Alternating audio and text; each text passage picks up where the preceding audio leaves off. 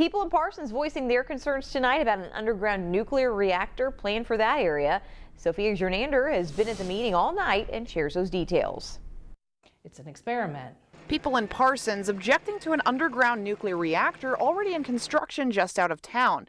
They had the opportunity to voice concerns to the company tonight. This would set a precedent for risky, rushed projects without any kind of oversight by the public. Prairie Dog Alliance is a group of people who are vocally opposing the project. They say 2 executive orders signed last year lowered standards for nuclear reactors. Those regulations with the Nuclear Regulatory Commission have been streamlined.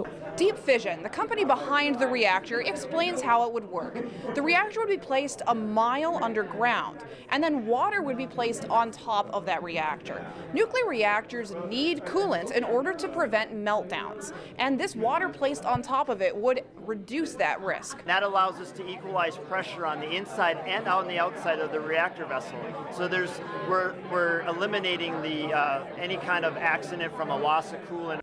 I asked Deep Fission, how would the reactor be refueled? So we use strings of pipe, structural pipe, that bring the reactor not out of the ground, but near the surface, and then we put a new reactor on it. Some people aren't completely opposed to the project. They just want to make sure every concern is addressed to prevent future harm to their children. I think it's better to take time and make sure we do it.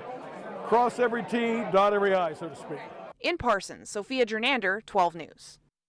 The Department of Energy selected July 4th for when the reactor would be finished, but Deep Fission says that that's not the case, estimating connection to the grid sometime in 2027 or 2028.